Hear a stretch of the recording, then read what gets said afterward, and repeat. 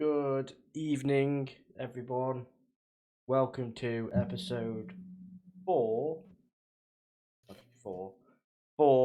the Talking Pogsense Podcast. I am rejoined this week by Dunk, who took last week off, and our now co-host Kayla, as Welly has other commitments this evening. Yes. So Kayla is Just back once again. At this point. Which Yeah, you kind of let us know last minute. Yeah, yeah. So we have you've now done as many as Welly has. You've both done two, effectively. No one's done as many as me. So am I just replacing him, or like, what's the plan? Well, no. Well, all three of you have done two. You and Welly have done the Whose same spot amount. am I taking over? It's me and you and Welly have done the same amount. You and Welly have done 3 each. Oh yeah. You'll have done 3 after this. Yeah, I'll have done 3 after this. You will have done the most, Jam. You will have done 4. So Jam, I'll take your spot next week, and then we can decide. Yeah, 5, whatever. But yeah, so he's otherwise engaged. For those of you who don't know, it is obviously Easter weekend in the UK. That means we get public holidays. Lockdown has eased slightly, i.e. you can now meet with people outside of your household. The weather's been somewhat okay, which has meant that everyone's made plans for like the first time in 12 months. Hence why we're a bit late, because I did the same. Hence why Welly's not here, and it's all been a bit of a chaos. All from me, because I don't do anything. And that as well. So I just stay inside. That's the reasons for the lateness and the bit of a jig around, but we're still here, and we're still on with a weekly episode at this point. Yeah. If you are celebrating Easter, happy Easter. Happy Easter. It's only the Saturday. What happened on the Saturday in the story? Not much. Because on the Friday.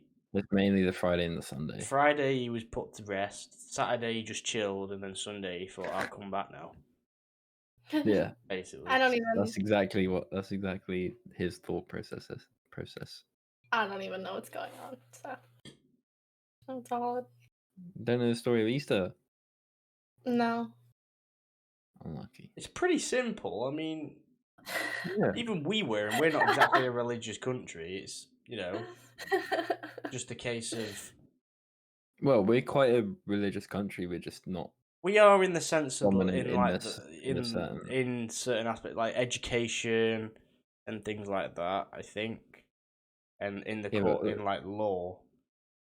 It's also just not dominant in one religion, which is why. No, true. Probably. I mean, compared to America, though, we aren't religious. Like, this country isn't religious. Yeah. Or the American South. Yeah. I don't know. For Easter, all we do is like we cut up 2 circle cakes, make them into like a little bunny-looking thing, and then we decorate it. Wait, Americans don't have Easter eggs, do they?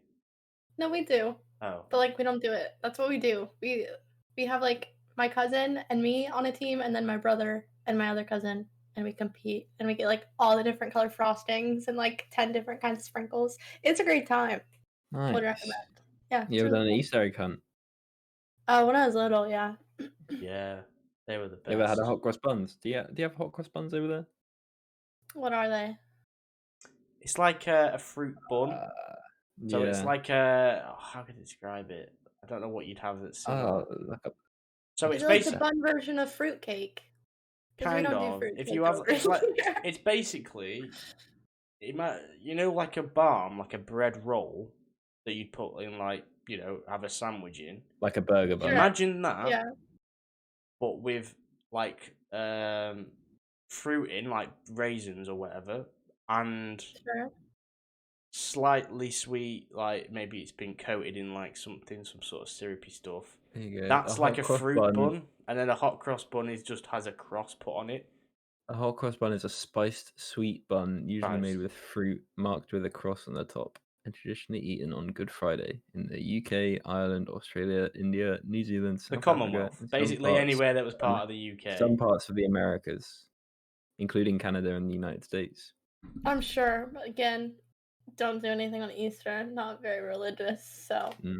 I mean, I didn't know it was I a would thing say that was it's eaten on Good Friday. It's just a But thing it's like that an basically Easter comes thing up. to do. It's just an Easter themed food.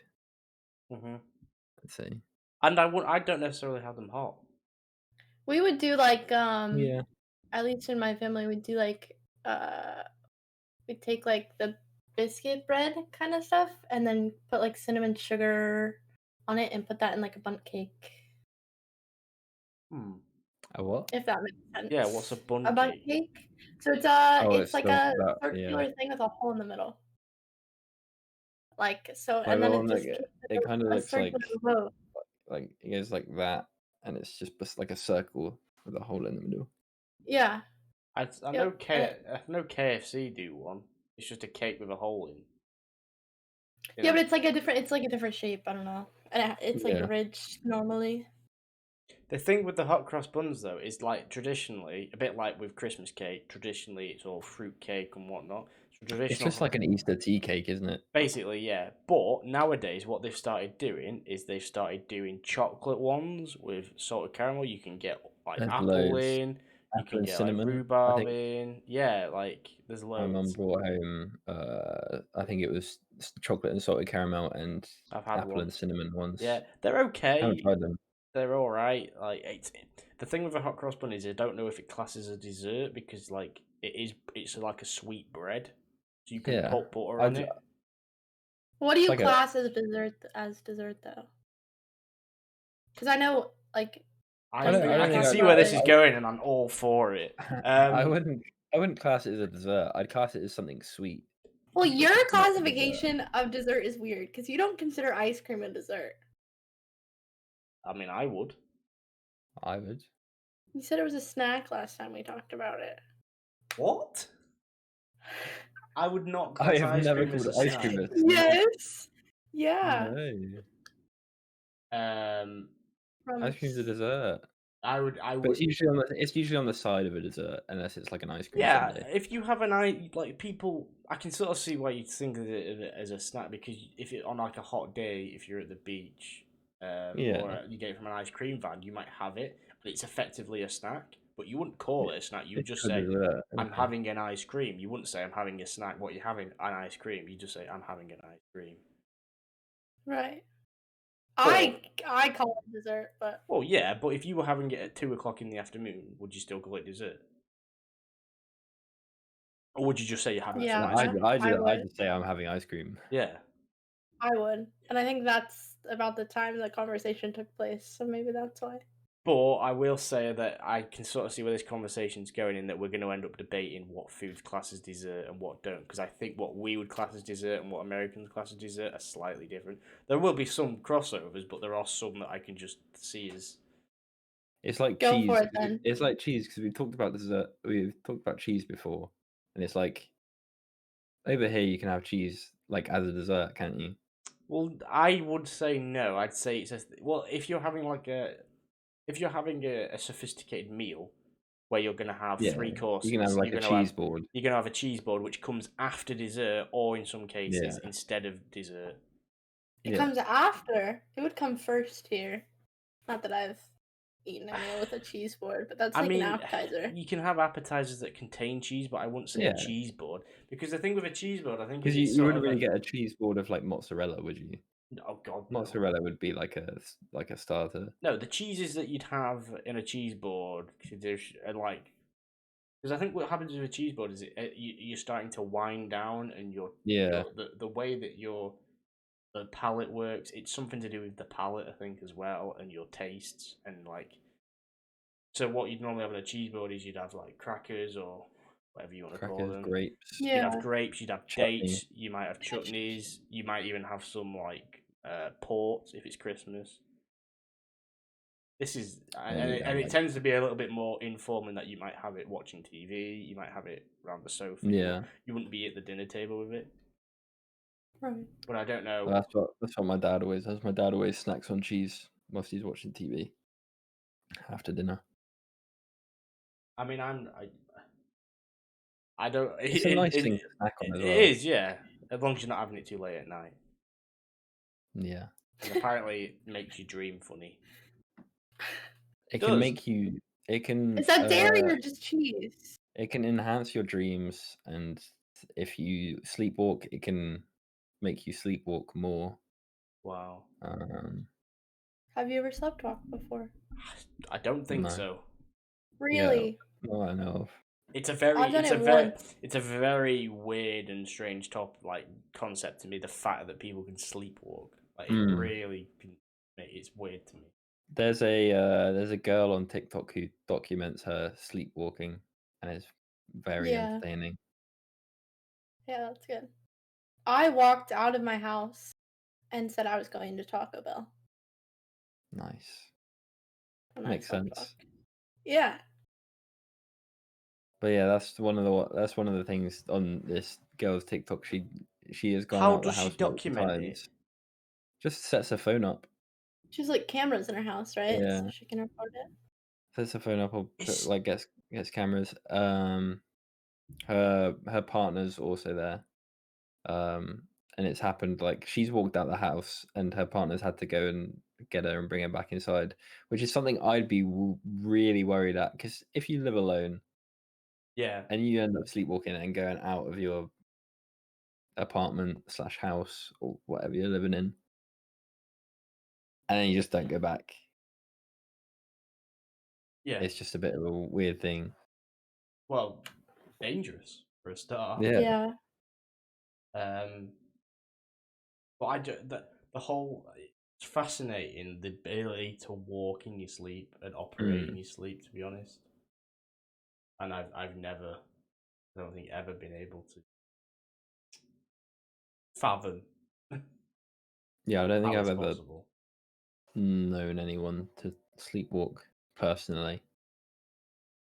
No, well, no, I've heard of. It was quite scary, actually. There was a girl I was seeing during university, and she said that sometimes she'd scream in her sleep, like scream for help. That's like a. And that's that like called like sleep apnea or something, isn't it? Possibly, but it's. I don't know, but Sleep it never happened to me. She never did it, but I was just like, if she did that in the middle of the night, that's the breathing I'd be one. freaked out. So freaked out. Oh yeah, that'd be terrifying. So yeah, but that's just sleep terrors. Possibly, yeah.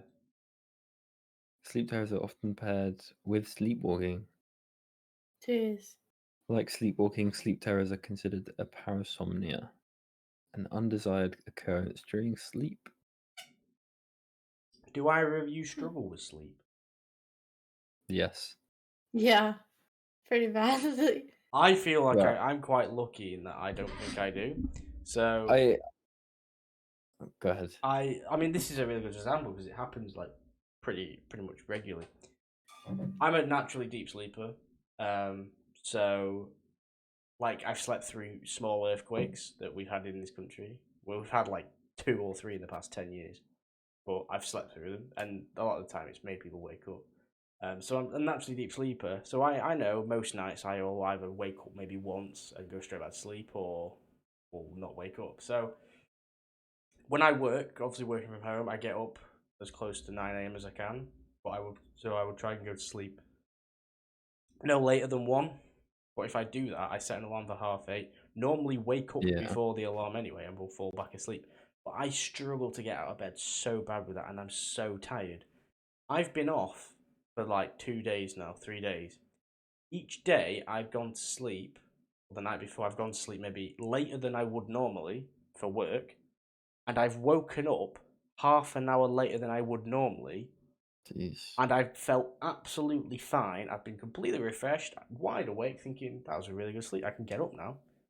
And I don't understand it because You need to get there's an app that like helps you wake up when you're like most awake, so you're not like you're the most refreshed when you wake up. It's more that I'm getting record like figurative less sleep because I'm going to sleep later. I'm waking up only half an hour later than I would normally, but I might be going to sleep an hour and a half later than I am normally. So I'm getting less sleep, and then I'm feeling fine. Feeling like refreshed and feeling not tired isn't always down to the amount of sleep that you get. No, I know. Right. I think it depends on when you wake up. It's when it's you the wake up in amount your of sleep cycle.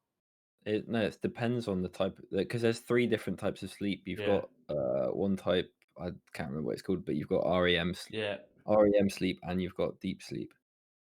Different types of sleep do different things for your body. Like some help you like get your energy back and recharge. Some are just you're I meant can't to have remember what like it is. 2 I'll have to full look it up. cycles or something, aren't you? Of 4 hours. Like 2 cycles, 2 lots of REM. But if you wake up during that deepest part is when you feel the shittest, I think. Yeah. So I think that's what happens, and especially I don't know why that's how. Like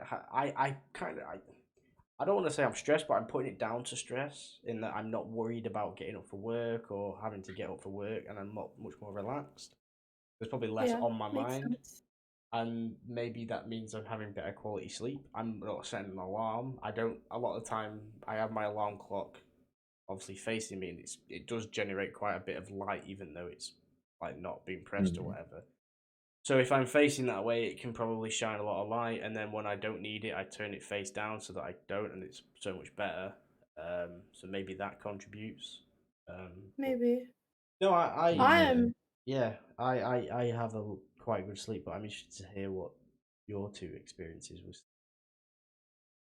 Well, I don't like. It hasn't been so much lately because I think it's just down to the fact that I've had such a long amount of time off work, so I haven't been doing anything, so it hasn't been affecting my sleep. But I used to struggle really badly with. I would be fine once I'm asleep and waking up, but it was the getting to sleep that I would never be good at. Like I could never, like my brain would never like shut off really. Like it would never like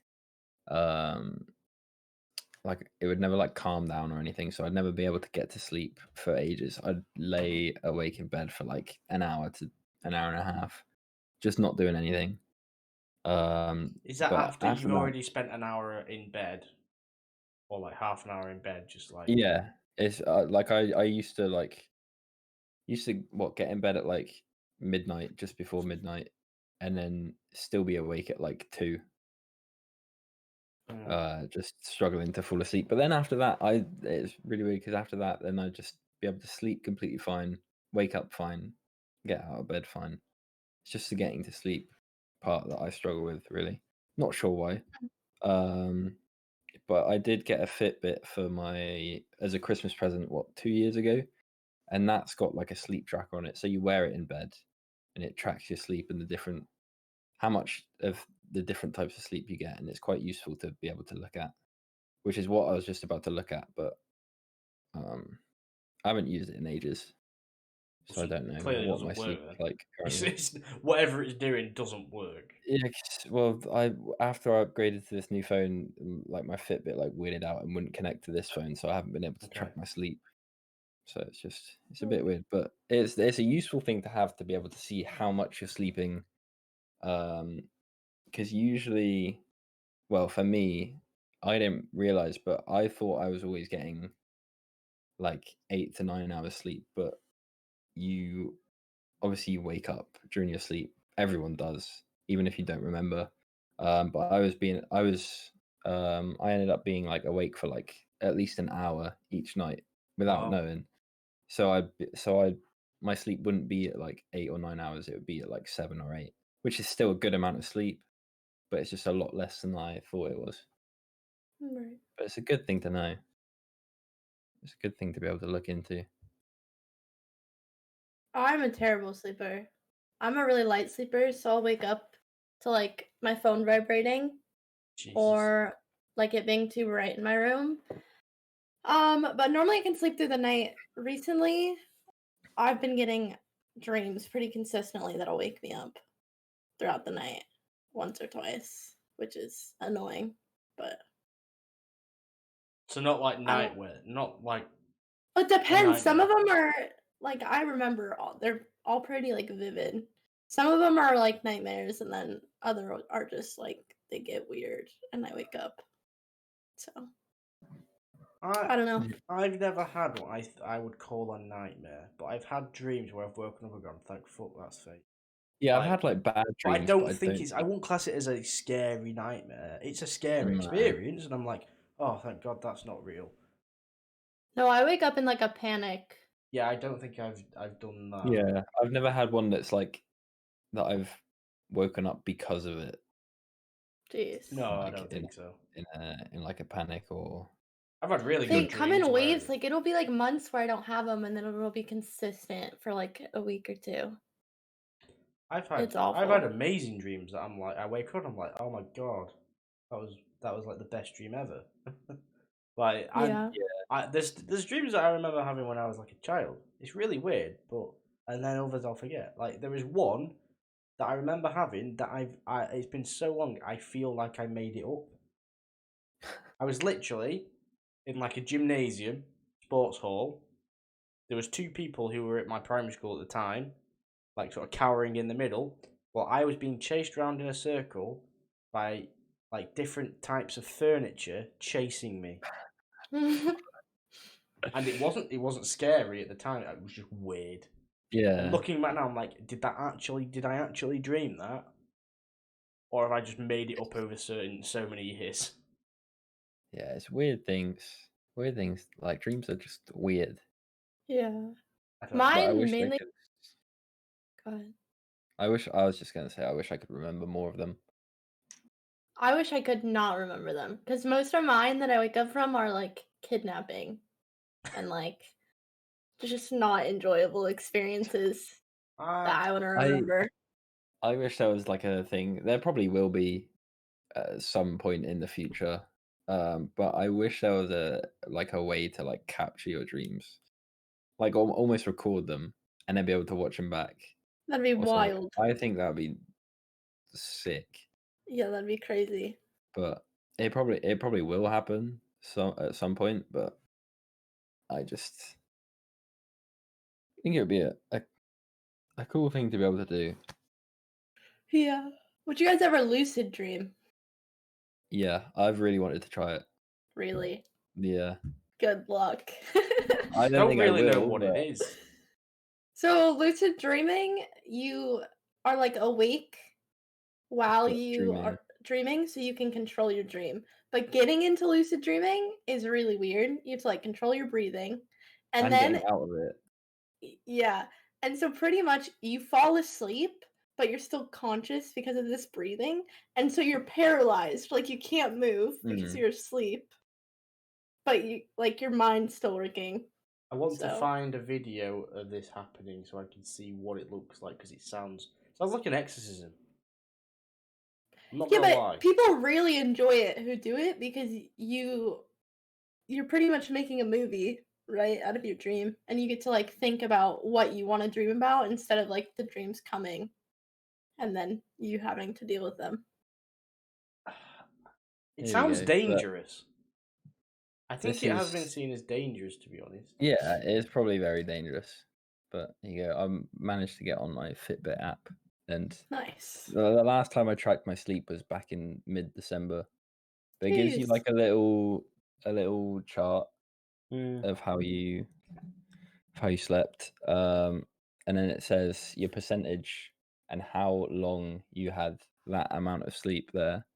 So you've had about that night, 4 hours of whatever the third one down is. 4 hours of light sleep, so an hour and 12 minutes of deep, 2 hours and 7 minutes of REM, and then an hour and 15 minutes awake.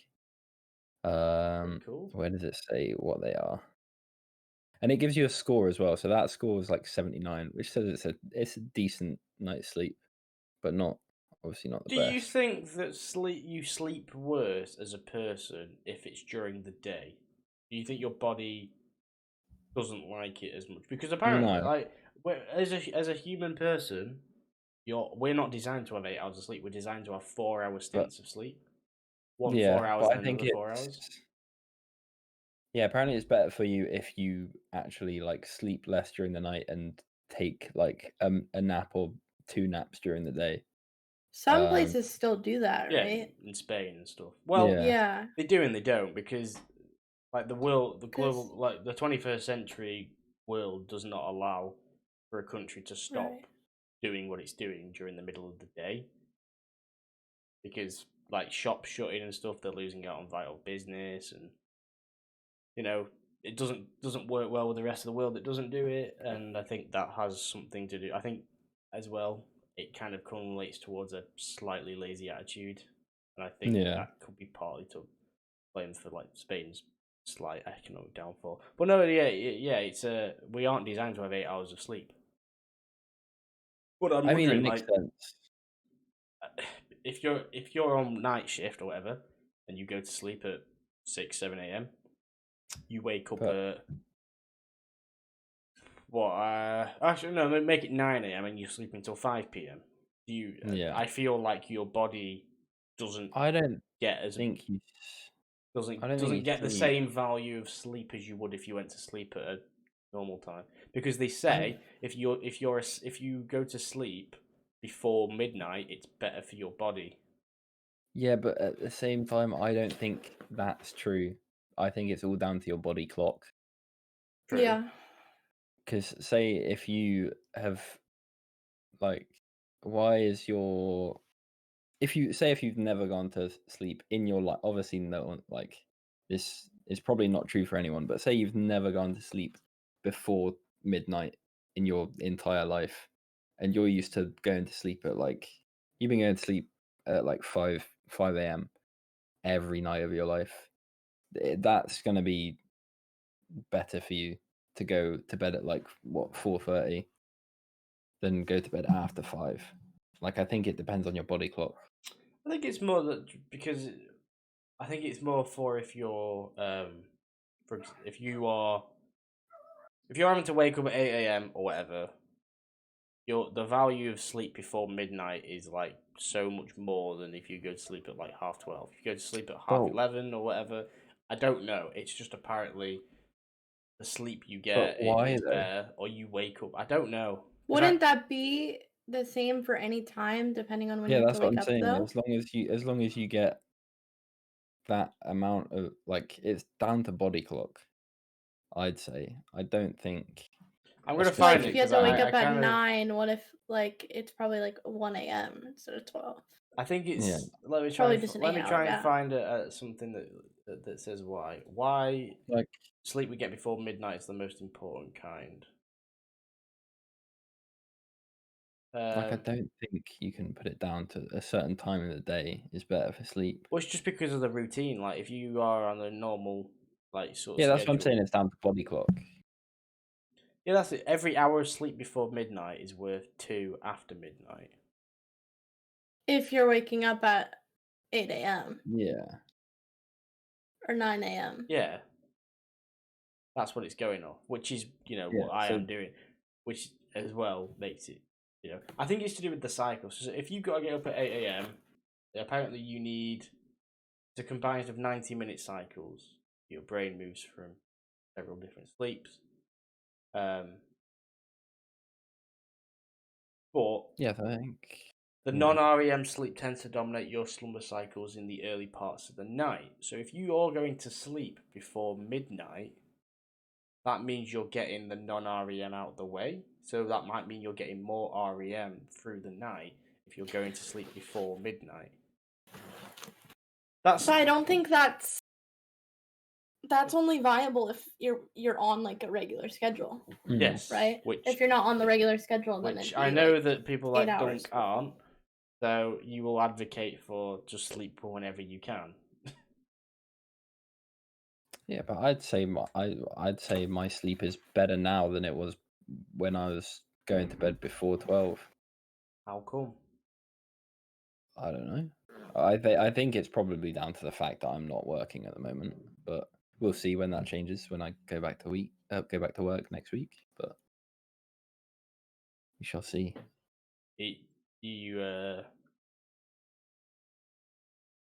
What am I trying to ask here? Do you wish you're not going back to work, or do you want to go back to work now? No, I want to go back to work. I need something to do instead of just sitting in this chair for But is that not just a regret of not doing more with your free time, like other hobbies? I haven't had really anything to do, to be honest. Find something. Think about it. I live in the middle of nowhere, so I can't. Well, I guess I could I could have It doesn't necessarily have to be like with other people. I'm just like, Yeah, I know. If I knew I was going to spend literally 10 months of the next year having 95% more time than I did before, you're good. Well, I didn't know I was going to spend this long in. True.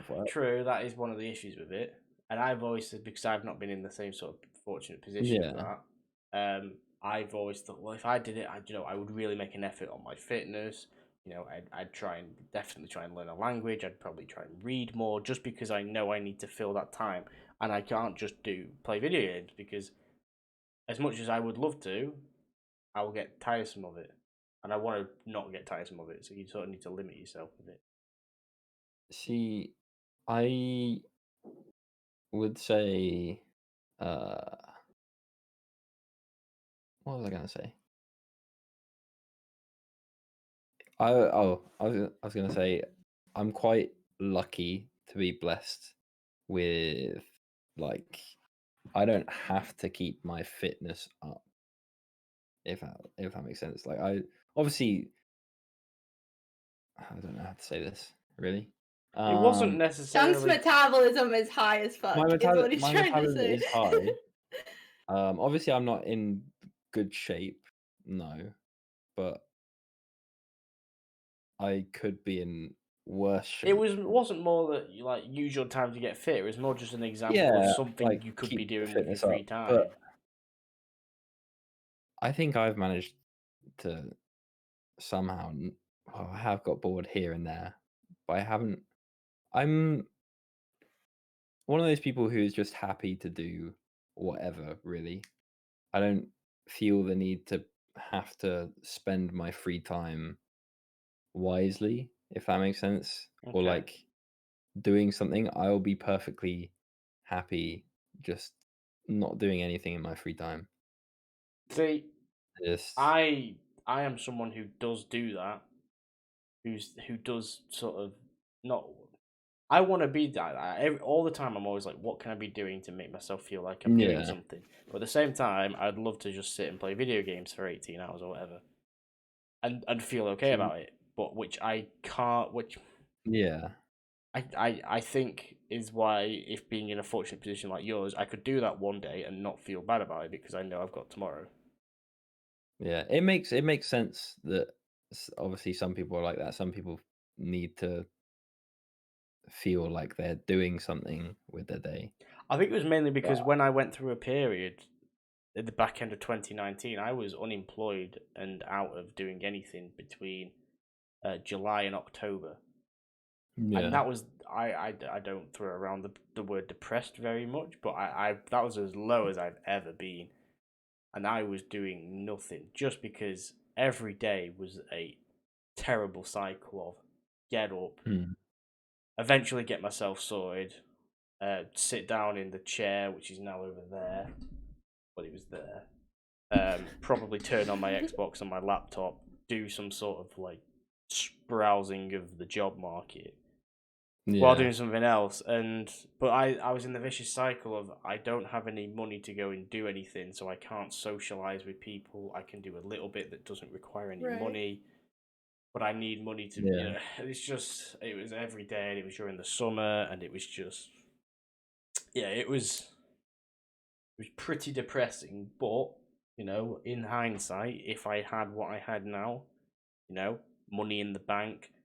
Which I have a setup like a PC, I'd be over the moon with 3 months of free time. Right. Because I'd just be like, My thoughts on this is, because I've had consistent jobs, but I've switched from jobs quite a bit, and so I'd have periods of times where I didn't have a job, and it's different with a worldwide pandemic going on. Yeah. Not doing anything, not feeling like I need to do anything. Whereas like when the world was, functioning and people were out, I was wanting to do things, but like now I don't really feel the need to like be doing something every minute of the day. Yeah, maybe if this wasn't like a pandemic and it was just me out of work, just not doing anything, then I probably would feel different about it. But because there is, not using the pandemic as an excuse, but I think it changes the way people think about having free time. Definitely. The pandemic's changed like the way I look at everything. Like completely. Like what? Like I don't know. I mean, I was I was talking about it with my friend last night. And like social situations even. Like we were talking about she was talking about making friends in college, and she was wishing she went to a bigger university where she could live like on campus. And we were talking about it, and she feels the same way I do. Like in social situations, you just feel like you're intruding on someone's time. Yeah.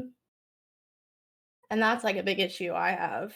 So I'm hoping after this pandemic I can not feel like that. But just everything, like going out and like getting dinner. Like I don't even think about that anymore. Yeah.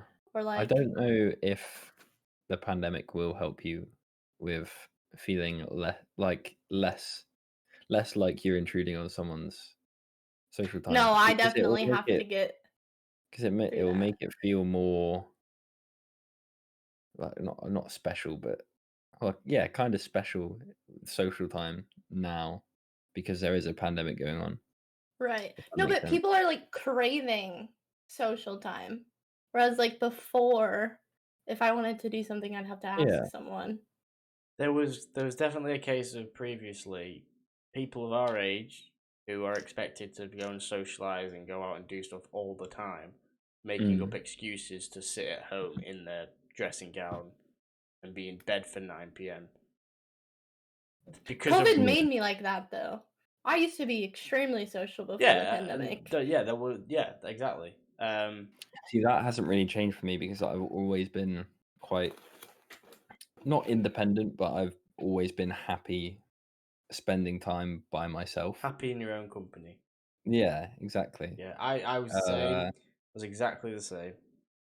Even though I like social situations, I'm as as happy as I am by myself as I would be like with like a group of friends.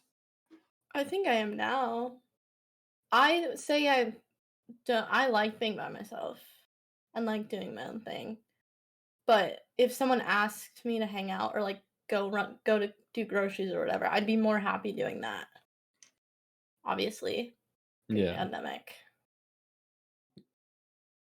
But I don't know. See, I still don't think I'm gonna properly do any like social situations for some time, even though it's still allowed. I might meet up. I might meet up with like one friend at a time. I think it's a case of doing it, just do it safely. I've got to a point now where my confidence in it is that, like today and yesterday, I've met up with family that I haven't seen for over a year. I've met up with friends I haven't seen in person over a year. In the back of my head, I'm going, right, I know that family member is vaccinated. That family member is vaccinated. They get tested twice a week. And I'm just like, the limit of it is that they are so unlikely to get it. I'm not going to give it to anyone. That's what. And obviously I thought I'd think about it a lot more in person in those situations than I have done, because today and yesterday it crept up in my mind very little. Like last year, when we were allowed to do it, I was still very conscious about, being that close. Even like in the moment, you're sort of like still thinking. But now I think going forward into this summer, I'm going to be slightly more lenient to myself about it.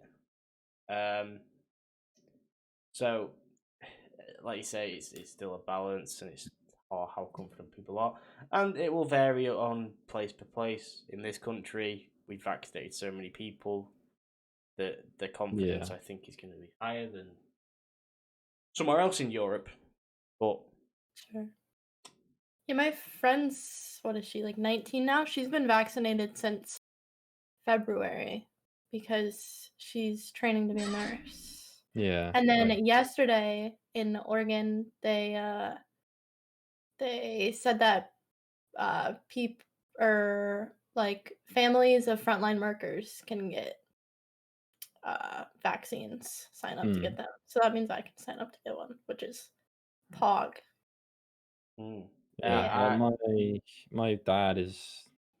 Wait, is my dad vaccinated? I think so.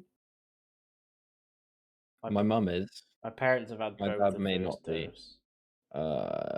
My dad's like just below the age that's getting vaccinated right now.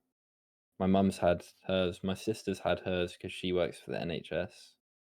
My brother gets tested twice a week because he's at school. So they have to get tested twice a week. You have to do it at home. Yeah, they have Just to do it. jab them. Just jab They'd literally make it so that it's the family's responsibility instead of the he's school's. going to school. Yeah. Our schools are open. I didn't know that. I thought it was still online. Yeah, ours don't open until next month. So yeah, they've opened them. I can see why, but they've opened them at a point where that's just crazy that you're still in lockdown, but schools are open. Well, we're not so much in a lockdown anymore. We're not in a lockdown anymore. We're not restrictions. officially in a lockdown. They've been eased to the point that so the rules in place now are that you can meet up with 2 households. So yours and another household. Yeah, I don't know if there's a number limit on that. No. Or there's not. So it could be 10. How many people are you going to have in one It's house? going to be like 5 and 5 at most. It's not like you're going to have 15 people in one house. Yeah. Or it's up to 6 people. So there's been this rule of 6 in place. Gotcha. So, you and 5 friends. But the last year that didn't work massively because you could have a table of 6. Like if you were in a restaurant or a pub or a bar, you could have a table of 6 people and then right next to you a table of another 6 people. Right. Now, how they're going to prevent that this time, I'm not sure. You don't like when you went to like a restaurant or a pub, your tables aren't socially distanced, or are they? Yeah. Yeah, they are. They are. I think because what we had to do when I was working back in September. Jeez. For like a month, we had to, because we had the layout was like we had 2 sides. You had like a long like bench going down the middle, and people could sit either side, and then you'd have the tables, and then the chairs. So you'd be sitting like back to back, and that wasn't allowed. So you had to have like no one sitting on that bench at all, or there was like a table here, table there, table there. So there wasn't any back to back. Right. Ours are spaced It's out all as well. socially distanced. But there you go. What the changes that were most recently made were outdoor gatherings. So either 6 people or 2 households. Oh yeah, that's it as well. You can't be inside. You're not supposed to be indoors either. It's got to be outdoors. It's same here. You guys probably have the same rules we do, but we just to a point. But some of your states have said, yeah, you don't need to mask. Okay, anyway. My state, a responsible one. But it can be in people's garden. It can be in private gardens. Like it just has to be outside. Outdoor sports facilities. It's hard to monitor. Yeah, outdoor sport that's one of the positives. So tennis, basketball courts, and open air swimming pools. Do you guys wear masks when you get together with groups? No.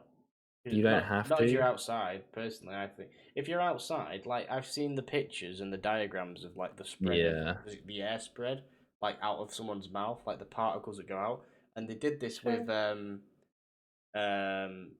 classrooms. Like, someone did, like a model, and how you'd have to do this with a classroom or an office space.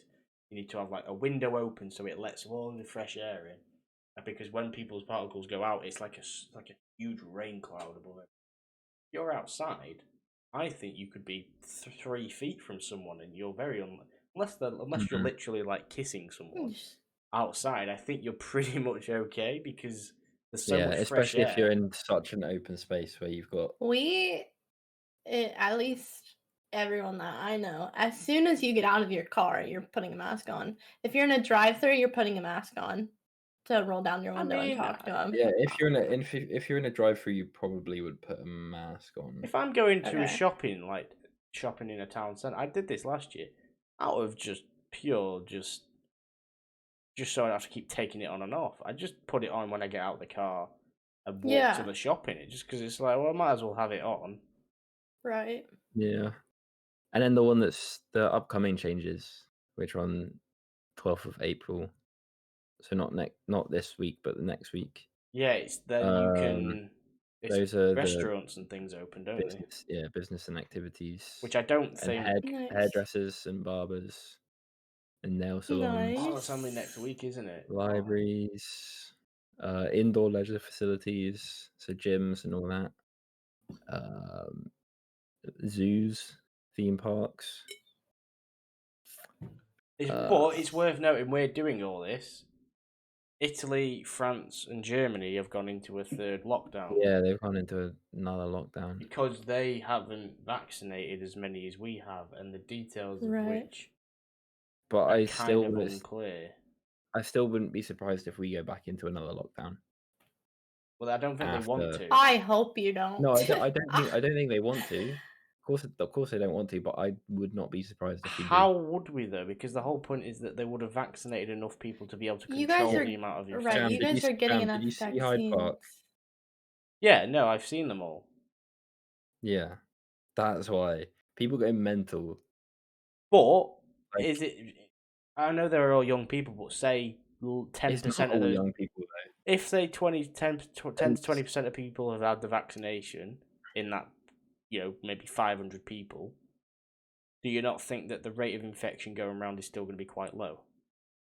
Well, if you like you said just then, most all young people, if it is mostly young people, still I'd probably say over half of them will not be vaccinated. No, true. So that's a lot of people. It's around. How much of the virus is going around as well, though. Yeah, which even if you're vaccinated, you can still spread it. Right. Well, I wasn't fully aware of that, but yeah, you just can't. Obviously, you can't get it, but you can still have it. You can still carry it. Yeah, you can still carry it. You can still be a carrier. Yeah. Obviously, it's a lot. It's a lot less likely to get it from someone that is vaccinated, but there's still that possibility. Well, until we sort of open up again and the vaccination sort of takes its, becomes effective, then we'll get a better idea of, is the rate of infection skyrocketing again? And are we doing something wrong, or is it under obviously it's not going to completely go away. Is it under a level of control? Also, the one thing that I think they have made a mistake at is because as soon as they've reopened pubs and obviously restaurants, you don't have to do the thing anymore where you have to order a substantial meal with a drink. No, but they are saying that everyone has to sign in, which apparently the restaurants are. That's good though. They are signing in was good for tracing. They were doing signing in anyway. The problem is though, Kayla, is that a lot of people don't like that because they're idiots and they think they're being tracked and they won't do it and they'll cause a fuss. I think you're idiots if you're and add stress to going out. They were doing signing in pretty much all places before the because you were taking a it was only bookings only, and that was an easy way of tracing people's details. But like I said, you don't have to have a substantial meal with drinks, which means people are going to get drunk, and it's going to be hot weather, which means more people are going to be out, more people are going to be day drinking, more people are going to be getting drunk, more people are going to be being stupid. I think you guys have a bigger issue than we do because of all the pubs that you have.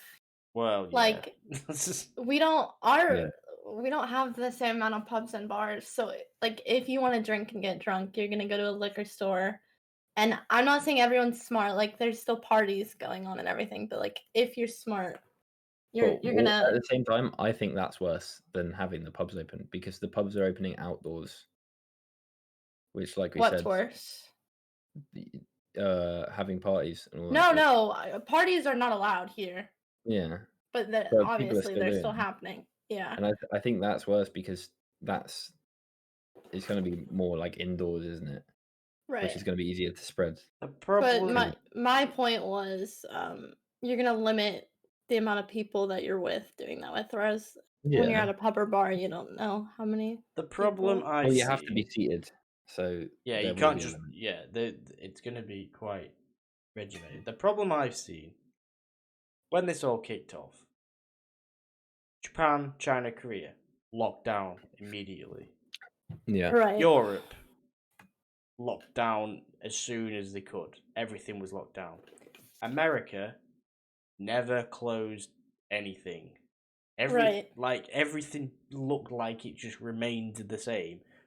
You have to remember, masks in this country weren't mandatory in shops until August, and it's amazing that it took that long because I remember going around in shops last summer without a mask on. I don't even know why. It baffles me, how it happened. But the fact that America, parts of it just looks. It's like somebody's been told off for something to not do it, and that person's gone, yeah, right, and then just flat out ignored them while the rest of the people mask mandates. But saying that, I think our shops are a lot less busy indoors than American shops.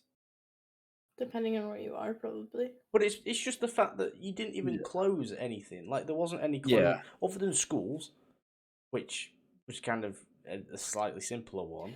We didn't close anything. I can't talk for the whole of the United States, right? Obviously, the person in charge didn't put a mask mandate in for all the 50 states. So it was up to like mayors and governors and all that. And obviously, depending on where they're located, normally would entail if they had a mask mandate. But at least in Oregon, like we had masks in pretty early on, I would say. Yeah. I'd have to look, but it was. But it's still like. When did it all happen? Non-essential it was probably like May. shops, we had masks. Like you had to have masks to come in. You can't go to a restaurant in this country. All the restaurants are shut, obviously. You can't even go to like a clothes shop. You can't go to a hairdresser's or a barber's. You can't go to a shop that sells soap. Like you. Right. In America, like, you can go to a shopping mall and everything's open and people around. It's just everyone's wearing a mask. It's like you go to like a Best Buy. Yeah. Right. Or a department store or whatever. It's just everything is social. I'm not like good job America, but everything is socially distanced and all that. Yeah. So they're not closing anything, but they're not just like running rampant. It's not going to prevent. It's not going to make the problem just like in this country when we lock down. If infections drop off a cliff, death starts to drop. We had a pretty severe lockdown, at least again in Oregon, when it first happened, where everything closed. Most everything closed. My store stayed open, but I took leave to. I think it's just the lack of consistency because of the nature of the countries. Because you're effectively got 50 mini states within one big state, and they all go and do their own thing, and it's just like that's pointless. It's like you're all trying to fight the same problem with different methods. When LA popped off or California popped off, they closed everything down. Yeah. For a while. Fair enough. But if you lived on like the Californian border, 2 miles go to a shop, and that the size of the border, the amount of border towns, that's a lot of people. Right, you're supposed to quarantine for just like if I were going over there for 10 days. I saw when you go from state to state. Yeah, well, when you go anywhere, you're meant to quarantine for 10 days at least. Like if you were at the start of it, if you traveled anywhere, you had to quarantine. Not here. If you're in Oregon, you didn't have to quarantine. No, if you traveled somewhere, if you traveled somewhere else, you'd have to quarantine for 10 days. It depends on where you were going. You were going to Australia and New Zealand. it was either shut and they weren't letting anyone in, Yeah, or they it's weren't 10 letting days in a anyone in. hotel. This country only made it a legal enforcement that you had to quarantine for 10 days about 2 months ago.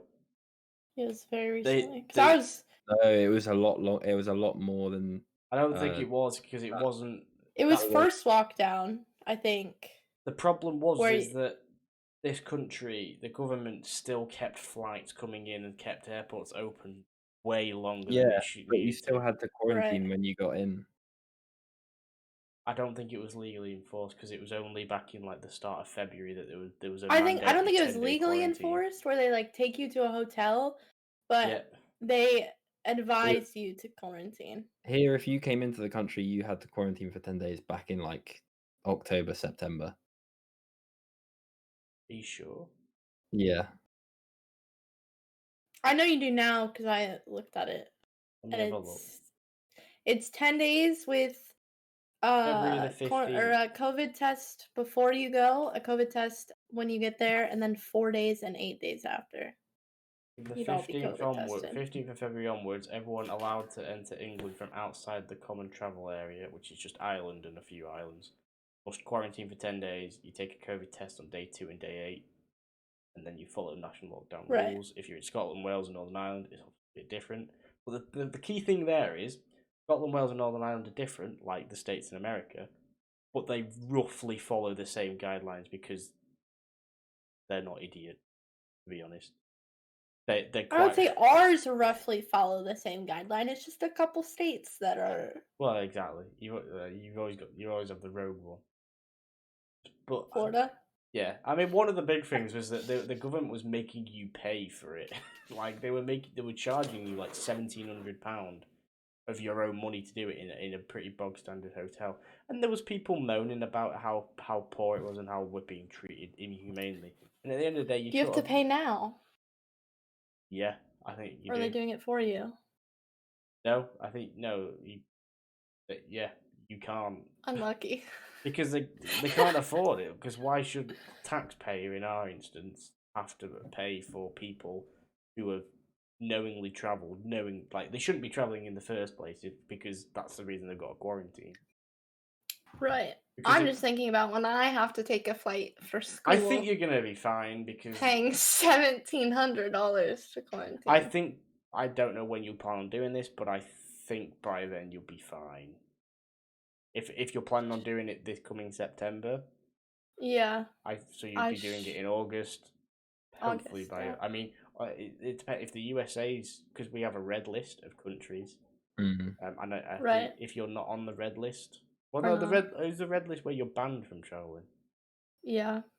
Let me find one of the lists. I'm available to travel over there right now if my heart so desired. We have what's known as oh wait, hang on. Oh, maybe no, wait. If all travel corridors were suspended on the 18th of January.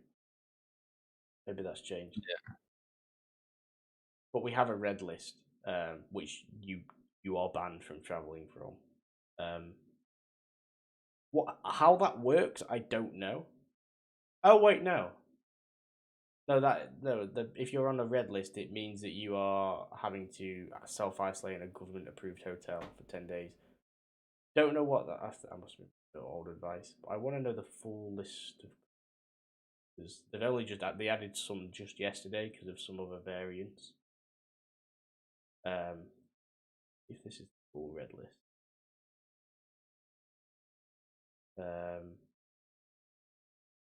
35. It's basically all of South America, Southern Africa, a bit of the Middle East and the Philippines. So, as long as you're not taking transit route through Brazil. No, I've never traveled internationally, so I'm hoping to just No. I'm hoping to just fly into London so I don't have to deal with customs, because that stresses me out. Because I've never experienced it, and I've only flown by myself like 3 times to like California. So It's a bit stressful. I mean, what would you probably have to expect? So, I mean, I don't know are you familiar with what it's like for us traveling into your country? That's what you have to expect if you're going to Heathrow. When I've flown into JFK, Hills? it's like chaos, I think. Yeah, chaos. Hills. Snow hills. It's like what? So when I flew into America, I remember the queue to get around was like an hour to get through. Customs takes really long to get. Depends on the time. True. My concern is taking like a 3-stop flight and having to go. I don't know if you have to go through customs. No. So what would be the route that you would ideally take? So let me look on the map. Like obviously, ideally, I wouldn't have to get off of a plane, but then it depends on what. Thinking on where you are, there is no direct flight. I would drive up to Seattle. Yeah, there would and be then direct take Seattle to London. Okay. One stop. No, well, I've looked at it. Where does it stop? But no stop, non-stop. If I went from Portland, I'd have to go up to Seattle and then over to. Wait, so where would you park your car? London. I'd get driven. Oh. No, or take the train for like $30. No, Seattle to London. It'll just be That's another thing that I was shocked at. Right, train prices over there compared to here. Yeah, I was like, I could just take the train to like travel across the UK. Apparently, it's expensive as hell. Yeah, so in the 90s, the government was struggling to find money, so they privatized the train sector.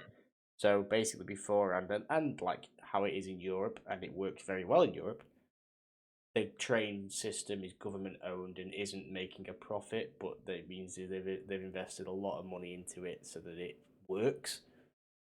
What they did in this country is they privatized it by auctioning off the different companies for the different parts of the UK to generate revenue and some of the profits, which meant that the companies who were put in charge with franchises would be able to set their own prices. And because they're trying to make a profit, they hike up the prices, and the quality of the travel is really poor.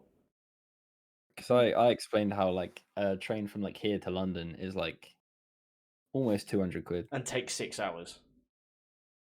Yeah. Yeah, it'd take me like 3 hours to get to Seattle. It's like 4 hours driving. It might take even 2. Could drive to Exeter, which is like the nearest city, and be on a 45-minute plane. Yeah, it's probably cheaper, but it's because that's what we did when we went to watch United play a couple of years back. Me and my dad, instead of getting a train up, we just drove to Exeter, got a plane up. Yeah, it's what we would do if I was going down to Cornwall for work. A plane to Manchester was what, like 70, 80 quid? And you'd probably right. That's like ours to get to like Seattle or. That being said, the train network in this country is obviously based off of like Victorian times when the tracks were built. It is a lot better than the American. The train system in America is like notoriously poor. Like it takes like 3 days to cross it anyway, but like the tracks don't go in the right. Like certain, if you're not on the East Coast, it's like there isn't a train. Right. Like the speaking of trains, the bullet train in Japan is incredible. Oh, did you go on it?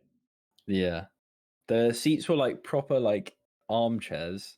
They reclined. Jeez. You had like power sockets next to you, USBs, and it was super comfy. And it literally, like, you cannot feel it move. It's so smooth. Jeez. And it just goes so quick. That's because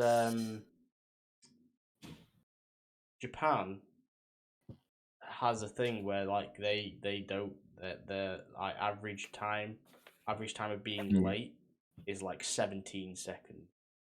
Yeah, because you get your money back if it's more than like a minute late.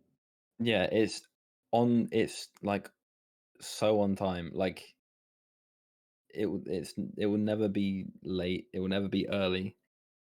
It's exactly on time. Well, not exactly on time, but it is on time. But like the like rush hour there is like stupid. Like when we went and we're in like a train station at like what 8 or 9 a.m. There was just people just crammed in, and but it would work so effortlessly. Like everyone would follow everyone. There'd be no like people in other people's way. Apparently, if it's a certain amount of time late, they will give your work a note to say why they were late. Yeah. Jeez. Yeah, because no one expects you to be late because everything a whole is pass. That's cool. I wonder if wait, do I still have the? I have a flight, by the way, pulled up to get into Bristol. Bristol? So, oh, jeez. Bristol's good. Bristol's a good airport. It'd be Portland to Atlanta. This also takes 18 hours to get to the UK compared to 9. Atlanta to Amsterdam with a 4-hour layover, and then Amsterdam I zoned to Bristol. out there. You're going from Portland to Atlanta, and Atlanta to Amsterdam. Because Portland's an international airport, but it's a very small airport, so it does not go across the United States by itself ever. No. Or past the United States. No, the thing with American airports is you have like hub cities where the airlines hub out of, and then you have like the smaller ones they fly to, but they'll call them international, but they won't be international. Right. You might be able to fly to like Hawaii or Canada. Yeah, I could go anywhere in the States and maybe Canada without maybe not even Canada. I might have to go to Seattle first and then up to Canada. But it's only a 12-hour drive to get to Canada. Like in Canada. It's like 6 hours to get to the border. Only 6 hours. If I was to drive from here where I am now for 6 hours, I'd get to near enough the top of Scotland. That's a long way as well. Like I did it for work, and it's we set off at like 6 a.m. and we got there at like 7 p.m. and it took 8. So long. Anyway, so this flight, you fly from Atlanta to Amsterdam. Yep. So the flights are no longer than 8 hours, but so Atlanta to Amsterdam and then Amsterdam to Bristol. Yeah, that's 3 stops. Bristol to Amsterdam, I think it's kind of common. Like, yeah, Bristol's a small airport. It's just an hour flight. Yeah. Bristol's a small. It's worth noting as well. But no airport takes what like straight flights. What's that word? Direct. Besides London. Yeah. You could get to it. Well, probably will. Yeah, it's not worth checking now, is because they've obviously got reduced schedules right now. Yeah. So you want to check when it's a bit more open. But I mean, Manchester, which is like the UK's second airport and my nearest, I'm pretty sure they've done direct flights in the past to, obviously they've done it to New York. They've done it to, started doing it to Beijing. They've done it to, I think, Vancouver. In fact, I've got it on my phone. I can probably check. See where the next flight, like big one is. Islamabad, they fly one to Pakistan every day. Well, maybe not at the minute. Dubai. Mainly east. They don't really go west. Right. But it's worth noting as well, when you're flying, I don't know if you noticed, when you fly from America to the UK, it's quicker than flying from the UK to America because you've got the jet stream behind you. Right. Yeah, it's weird. It's weird because you'll be, well, it won't be for you because the flight to Europe will probably be overnight. So it'll be like you've just had a night. Yeah.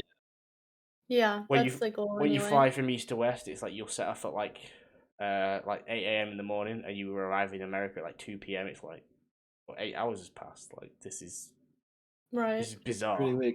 Like you're like say you like leave at like, say if you were flying from the UK to the West Coast, say you leave at like 1 p.m. You'd get there at like 3 p.m. because you'd Odd. it would just be so odd because you'd be going for like 10 hours, but then it would be 8 hours behind. Right. So it's like you've only traveled for like 2 hours, but obviously your body clock messes up. Right. You might have slept in that time, like you're not supposed to sleep though when you're losing time, because you're supposed to stay up until their nighttime, so your body clock. I think I said this on the podcast either last week or the week before. Yeah, like I did that. I stayed awake and I was tired. Like come the nighttime in America because I think it depends. Obviously, what did you do when you went to Japan? Like, how did you manage with that? I don't sleep on planes. Really? How was the time difference? The time difference in Japan was like fine. Why was it like a really early flight? When was it? And I mean, Japan's what, like 9, 8, 10 hours ahead from us? Yeah, 8 hours ahead, I think, or 9 hours ahead. Yeah, so we left it. Our flight was at like 9, 10 a.m. Does that mean they're 16 hours ahead of me? Something like that. That's what's really weird. Is like when I think of time zones, I think it's in nice chunks. Like I know that New Zealand's 11 hours ahead, so it's basically 12. But for you on like the west coast of America, it's like 22 hours ahead. It's ridiculous. Of you? Yeah, of you. Like if you like New Zealand. Oh, I thought you were talking about you. I was like, it's 11 or 12 hours ahead for us, but for you it's like 20 hours ahead. When we went to Japan,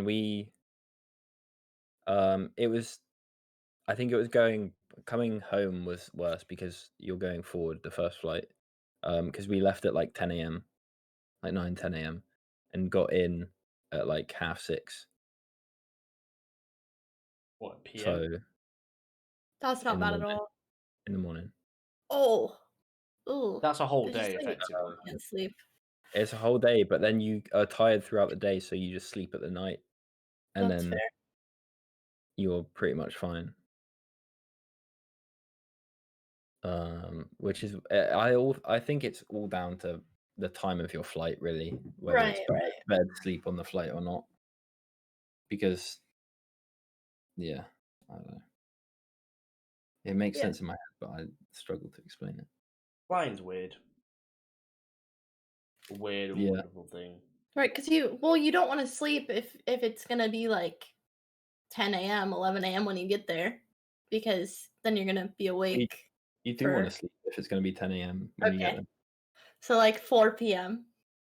You don't want to sleep on the plane. No, but I think they schedule they sort of schedule flights to help you out a little bit like that. They probably do it for another reason, but like, unless they might schedule it at 4 p.m. if it's like a 13-hour flight, because then it gets there at 5 a.m. or whatever. Yeah, they very rarely make it so that a flight arrives at like 2 a.m.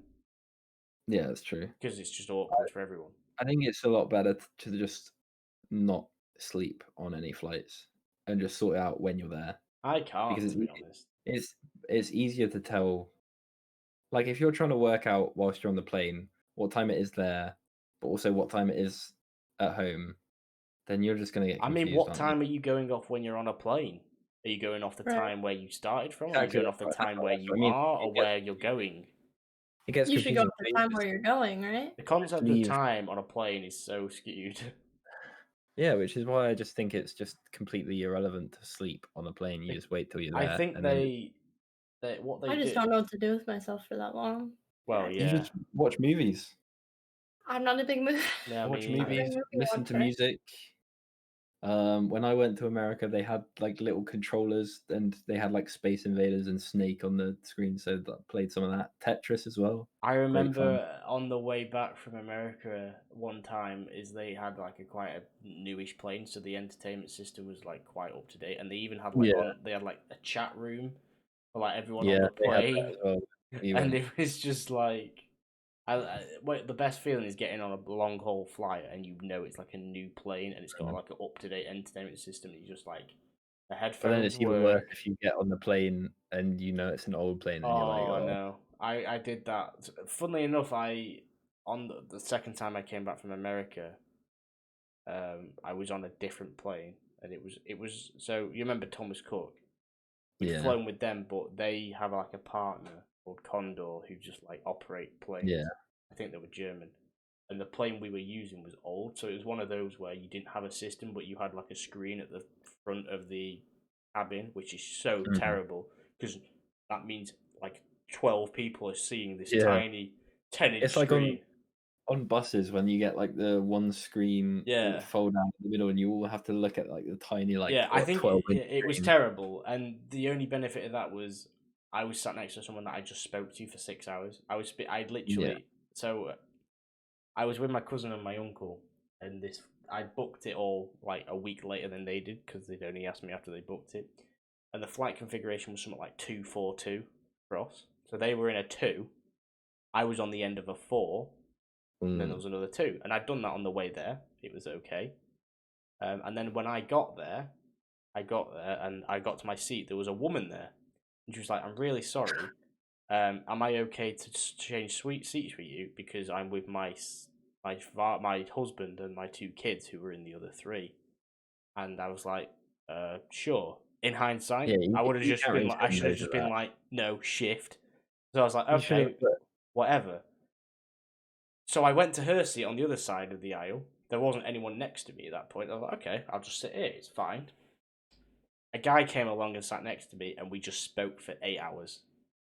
He was a guy who his name was Adamo. He sounds like he's out the fucking Godfather. And I just spoke to because he was flying to Manchester to meet a girl he'd met on Instagram. In like some rough area of Manchester. And oh God. He was a music producer. He was full of tattoos. He was a really, really nice guy. I've still got him on social media now. He lives in Florida, I think now. He was originally from Cleveland. And he was in like a band, and he did this and this, and we just exchanged like experiences and stories the entire time. It was really cool, actually. And bless him, when we were like 20 minutes from landing, he was like, "I'm getting nervous now. Like, what do I do? What do I do? Where am I actually going?" I was like, "Don't worry, I'll explain this. So you got this and this and this." And it was honestly because we couldn't sleep either because it was like hot and cold in the cabin. It was really uncomfortable, so we just it was like one of the most bizarre but really cool experiences. And I was kind of sad with the flight, and I was like, I'm never going to see this guy again. And we kind of planned to meet up at some point while he was in the country. But like from his Instagram and stuff, I sort of saw that he'd met up with this girl a few more times, and I think she'd gone over there. And he did live in Cleveland and sometimes lived in New York because his dad lived there or something. But he's recently moved to St. Petersburg, Florida. So I presume they're no longer in contact because it was a bit like, well, I've not seen her on it the entire time. And he's in these restaurants with no masks. And I'm just like, yeah. When I'm on a plane, I'm normal. Especially to like TwitchCon last year, they like gave my seat to someone, so I was in the back of the plane with like the moms and the children. I just turned into a nanny like half my flights, just with children screaming, like keeping them entertained. See, those are my people experiences. say like the back of the planes for like mums and children's, but I have never been on the plane where they've dedicated the back to mums and children. I don't think they dedicate it. They don't dedicate it, but moms not dedicate it, but like every flight that I've been on, the like mum and the mums with like babies and all that have not been towards the back. They've been like spread out, dotted everywhere. I don't think normally, it might just be it's like just out of politeness because you're like the furthest away from the mass amount of people. I think a lot of them just don't think about it, to be honest. Right. But no. But yeah, it was unfortunate. The best one is if you get a seat next to the emergency door because you get all the leg room. I don't need it. But then you have to be prepped about how to operate the emergency door. Oh god, yeah, like you're held responsible with getting people out of this death trap, basically. Yeah. Which I'm kind of like, well, no, you'll do it because You fly on this plane 3 times a day, every day. I'm on it once a year. Yeah. Like a steward comes up to you and is like, just that, this is an emergency door. So you will have to be like, you will have to pay attention just in case anything bad happens. I'm like, well, hang on a minute. You're being paid to do this. I'm going on holiday. Why is it my responsibility to operate the emergency door when it's your job? You pay attention because you're doing it. I'm not. I'm going to sit here and drink my cocktail and enjoy my holiday. You're getting cocktails on the flights? No, well, depends how much you're willing What to flights are you spend. going on? It's also weird that You just gotta get it. I find it very weird how you can like buy like watches and all that on It's duty flights. free, isn't it? Yeah, but you don't can get do it at the taxed on airport. it. I know, but people are just stupid. Yeah, but it's also, it may be duty free, but the prices are insane. Yeah, It's like a movie theater. it's just because people don't have to pay VAT on it. Yeah, And in their minds, they think they're getting a better deal, when in reality, it's much more expensive they're not. than it is. Yeah, Also, the premium of prices go up because they know that people can't get it anywhere else because they're in an airport. It's weird. That's true. I do like airport shopping though. Yeah, I think we touched on it a couple of weeks ago about airports. I think like we how did, yeah. we were about them. I normally get to the airport like 30 minutes before I have to. I couldn't deal with leave. that. Nah. Too stressful. I'd rather give myself more time. Like growing up, I'd be there like 2 hours, but Portland is really lax on their security. They just have a dog walk around, so everyone gets put into like the fast lane, so you don't have to take off your shoes. Like you don't have to put electronics away. You just walk through. So it takes like 10 minutes to get through security. And then I get searched every time I go through security. Why? Not sure why. It's just me. Huh. I always get searched. Have no idea why. So, every time I've been on a plane, I've gone through security, put my bag through, taken like my shoes off, a jacket off, everything, got my phone out, gone through. They've been like, "Yeah, can you just step over here? We need to just pat you down and search you." I'm like, "Yeah, sure." It's gotten to the point where I'm just used to it now, and like I expect that. It's unlucky. I don't know if I touched on this. I mean, I think there is actually like suggestions of how early you meant to go. So for an international flight, I think actually no. If it's a long haul international flight, I think you're meant to be there 4 hours early. If I was going to the UK, I'd get there early just because I'd be stressed If about. it's an international cross-Atlantic flight, it's 3 hours. If it's a European flight, continental flight, it's 2 hours, and if it's domestic, it's an hour. You kind of want to get there. Well, it obviously depends on the check-in. Depends how often, like what time the check-in's open and what time it shuts. What time you're flying, because is it going to be busy or not? Right. But also, it's kind of down to the and time how you're much flying time as you well. want to give yourself after all. Yeah, like if you want to go to like a place to eat whilst you're at the airport as well. Because like if I get there 30 minutes before, if I'm in the airport 30 minutes before my flight has to leave, I'm still there an hour 15 early because the boarding opens shuts like half an hour before and takes, half an hour before it's meant to go. Well, I don't know. I've never been in a situation where I've been in the airport when boarding closes, so Me neither. But no, the experience I wanted to tell you, and I don't know if I mentioned this, is when I went to Prague with university, flying home, and we'd come back in from a night out at like 6 a.m. Like we'd been out and got out at like 4 or 5 a.m. Gone to McDonald's, got food, sang on a bridge, got home, saw the sun come up, got about an hour's sleep, left at like 7 a.m. I didn't have time to have a shower. I was too tired, so I was in the same clothes that I'd been out in the night before. They had alcohol down them, so you could smell the alcohol on me. I showered in the airport. Well, I was so I had an hour's sleep. I was so tired. Yeah. And so I went through security. I got pulled to one side for a pat down, thinking they've smelt me. They've either smelt me or something's come up. Honest to God, the experience of being patted down is the most ticklish sensation ever, and it is honestly, I've never felt anything like it.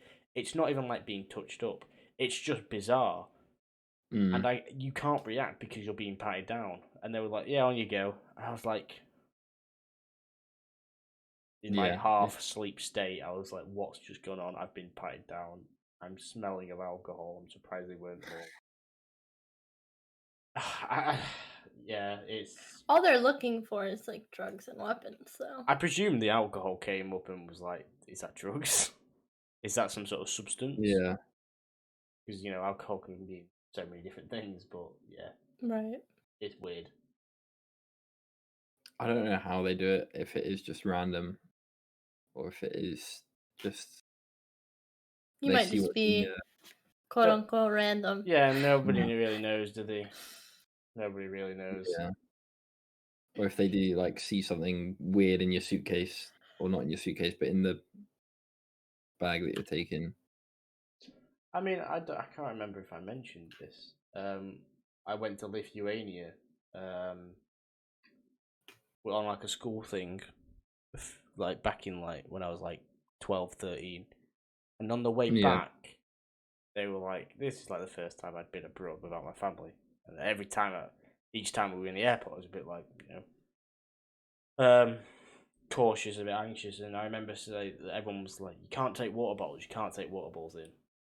And I was like, "Oh shit! I've got like loads of water bottles from the past few weeks." Someone then funnily put all theirs into my bag. So I've got all these water bottles, and I'm like, "Oh fuck's sake!" And I'm like properly trying to get them all out, and think, right, have I got them all? Have I got them all? I put my bag on the thing. It goes through this machine, which looks kind of Soviet and outdated. I go through it. I say, "Okay, sick." I then look in, and I've got like 3 water bottles still in there, and I'm like, "Well, good machine that is, then, isn't it? If it can't even pick up some water bottles." Were they full? No, they have like bits of water in. Like, no. I think it only picks it up if it's full. Oh well, yeah. I was just like, or like over the 3 ounces. Because it's just like you I can't take liquids. I don't see why they do it with water bottles. It's just you can't take liquids in because it could be You white put spirit shit in it. or No, but you empty it out and then you go fill it back up. yeah, right, but then there's nothing in there, right? Because it's empty. Well, not if you like have like you could have stuff anywhere, really. I think though, if you're planning on taking a dangerous liquid, you're not going to be able to buy that in the airport after security. On the plane. So right. that must be the thinking. They can control what you get on the other side of security. They can't control what you get. Yeah, that's true. Right. That being said, you go into Dixon's, you might be able to get a pocket knife. I don't know. Yeah. Or some dangerous makeup. Or I was going to I think Colorado for softball, and one of the girls' sisters had a pocket knife in her bag from whenever like they went camping or whatever. My sister had some scissors in her suitcase once. It's like, how have you ended up with that? Well, they let her ship the pocket knife back. Yeah. To her house. For my sister, it wasn't in a suitcase. It was in a bag, obviously, but like, I don't think she'd cleaned it out properly before taking it, and it was like a school bag, so it was just scissors that she took to school. Right. So it's just like, you take that, you forget about it. Just happens, really. You just gotta make sure you're not using like a bag that you use every day. I use just like probably didn't check a pocket or something. Yeah. Inhalers is a weird one as well. I thought I was going to get pulled aside for my inhalers because it's like aerosol, isn't it? Basically. Yeah. So it's a weird one. That's always a weird one to get through security. But it's just. I don't think I've ever had an issue with it. No. Thankfully. But yeah, hopefully there'll be a day where I don't get searched. But it must just look dodgy. Yeah, I guess. I mean, I do usually turn up to airports in like trackies and. Yeah, but who doesn't? Like we went through this last time. Yeah, we did go through this. You go in comfortable clothing. It's a given. I'll go in comfy clothing, but still like look put together. That might just be a female thing, though. Possibly. Like you say about you get ready for stream, and I was thinking, well, I mean, I'll fix my hair, but that's all they really see, isn't it? Well, the way my camera is, you basically only see my head. Like you can barely see it. That's all they really see. That's all they really see. Could have nothing on below the hips. Could. And just they wouldn't know unless I stood up. That's the thing. You wear like pajama bottoms. I do. I don't think I've worn. Actually, I have worn. I wore normal trousers the other day, but unless I have to walk the dogs or something, then I have been in pajama bottoms since I've been off of work. Does that mean you've not worn any pants? Yeah, I have. I wear pants. I I wear fresh pajama. I don't wear the pajama bottoms I sleep in. I was going to say that is then, yeah. Yeah, I don't live in this, like, it's not like I don't get changed and I don't shower. Like, I stay clean. Like, I wear, like, fresh pajama bottoms. But, like, pajama bottoms when you go to bed, you don't wear pants. That's just weird. No. You don't wear socks. Well, you wear one or the other, don't you? You wear, like, pants or pajama bottoms. You don't wear both. I'm one of those persons, like, I can't like sleep clothless. Unless it's too hot. That's unlucky. Unless it's way too hot.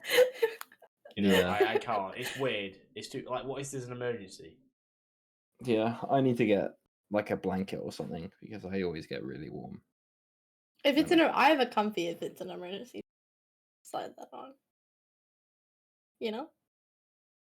Maybe a towel.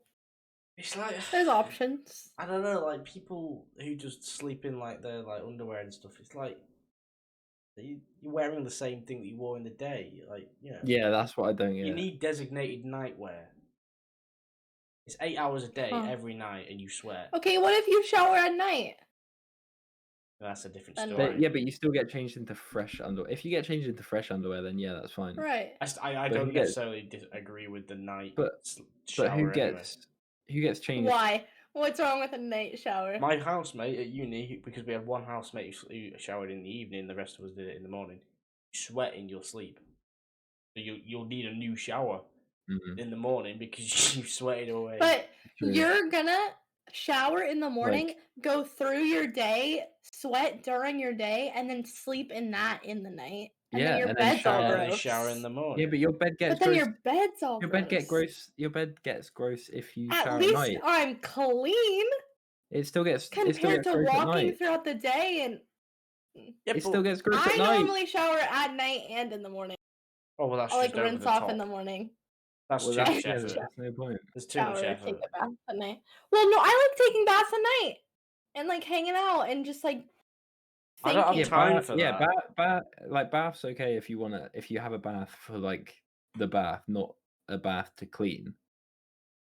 Right, but I'll take a shower to rinse off before I get in bed or like wash my hair because I don't want to wash my hair in the morning. But you just get dirty, like Jam said, you just get dirty anyway in bed. You sweat, and then you. But not the same as being outside and doing your whole day and then just being like, yeah, I'll switch into pajamas and then go to sleep. Yeah, but you're going your whole day without a shower. Yeah, but by the time you're in bed, you aren't still sweating from the day. Yeah, but it's still on you. Not really. Right, yeah, but if you sweat, it goes into your clothes, right? Right, the moral of the story is you haven't really there isn't really a solution because people sweat in the day and people sweat at night. So you're going to be sweaty at some point. It's impossible to be clean. Otherwise, you're a germaphobe and your skin falls off. But, like, I've been doing both shower in the morning and a bath at night. I just don't have time for that. I'd rather be doing something else than. And that's an expensive water bill. Exactly. Yes. Okay. If I shower at night, it's like a 5-minute shower. It's like wash my hair, wash my body. Shower's 5 minutes. Washing your hair doesn't take 5 minutes, really, does it? Surely it takes longer. No, I don't like standing up. I'm in and out of there as quick as possible. Are you sure you're washing your hair? Yeah. I thought women washing their hair it was like a massive job. I use shampoo and I use conditioner. I brush. Okay, my shower routine. I go into the bathroom. I brush my hair. I get into the shower, wash my body, put some shampoo on, wash my shampoo out, put conditioner on, condition, wash it off, and get it out. There you go. You wash your hair but every like, day? Obviously, if you want to... No, not every day. Okay. Neither do I. Like once or twice a week. Okay. You're not supposed to wash your hair every day. Right. I thought I was like a weird one out of this because I have a I have a sort of like a set ratio. I wash my hair on a Tuesday, a Thursday, and a Saturday. I just wash my hair. I thought you'd be one of those people, Jam. Well, have a schedule for washing your hair. I used to be sporadic, but then I was like, you know what? Let's just nail down some just days. Whenever your hair gets extremely greasy. It just so happened to be on the Tuesday, the Thursday, and the Saturday it got greasiest. It was like every other day. It's good for your... It's good for your hair to like sit in the natural oils. I may as well do it on a regular basis if I'm doing it on those days anyway. Question: do either of you guys use 2-in-1 shampoo or like 3-in-1? No, shampoo. Okay. I use 7-in-1. No shot. Do you actually? Shampoo, conditioner, toothpaste, bleach. Jesus. There is like oil. that kind of stuff where you could. Do you actually? No. I use shampoo. I've I use shampoo. I don't use conditioner. You don't use conditioner? No, because conditioner doesn't actually do anything. I don't know what it is.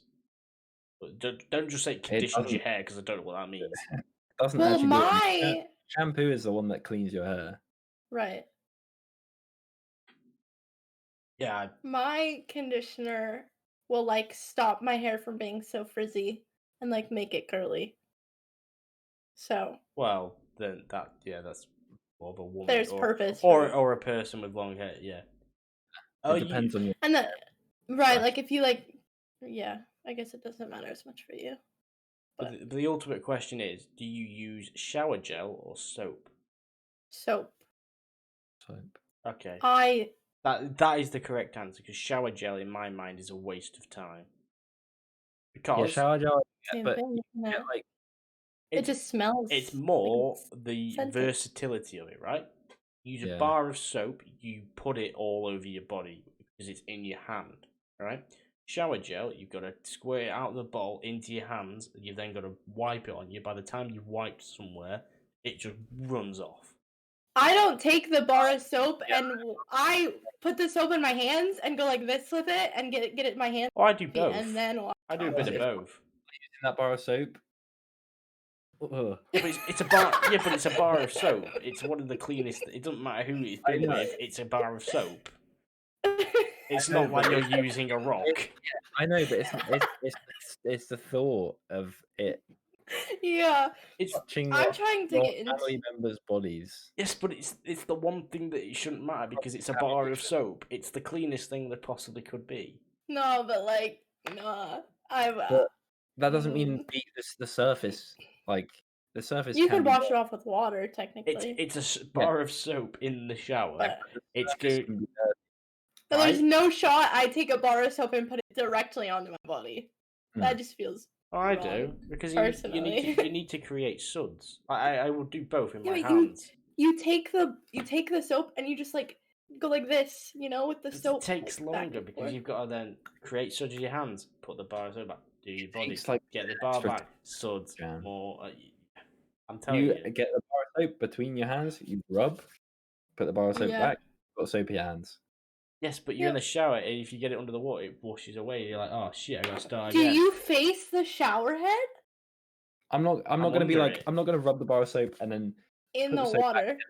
Go and stand under the. I'm under the water at all times. No, but are you facing the water, or is your back against the water? I'm under it. I'm not really. There's no front or back. I'm under are the you water. Actually under it, or is it like slightly behind you? I think it's in front of me because if I don't want to wash my hair, I will probably try and avoid my head. So if I have it in front of me, I know where it is. If it's behind me, I could quite easily get it on my head. And if I don't want to do that because I'm not washing my hair, then But the water doesn't wash your hair.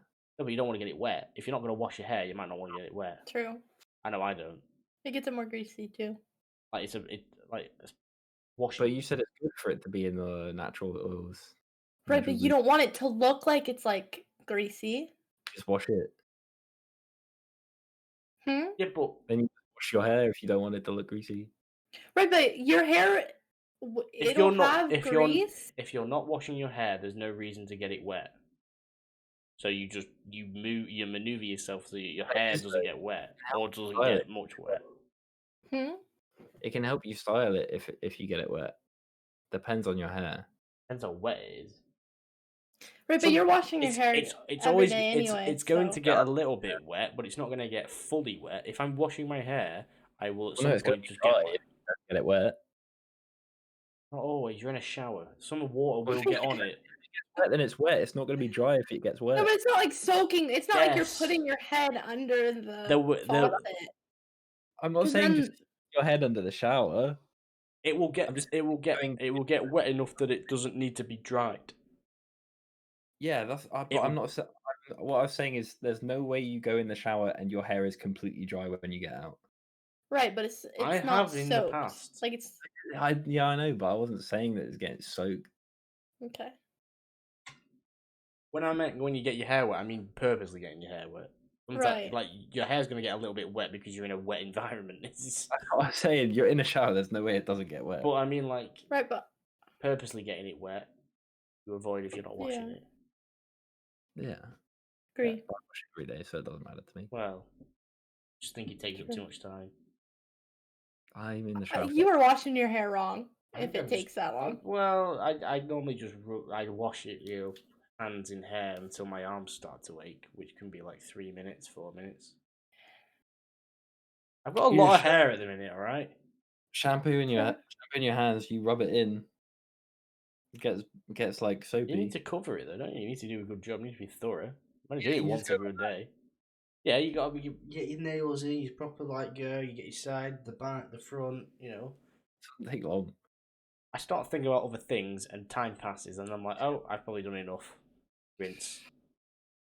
I'm in the shower for a max of 7.5 minutes. Yeah, I'll probably same. I'll put a couple songs on Spotify and it'll be done before the first one. I'm like, wait. Right.